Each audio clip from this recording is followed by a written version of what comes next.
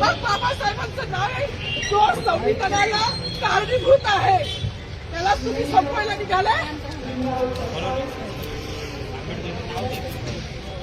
पालकमंत्र्यांची फार मोठी चूक आहे मॅडम, माफी मागणार नाही पण पालकमंत्र्यांची ही चूक पदरात घ्यावी.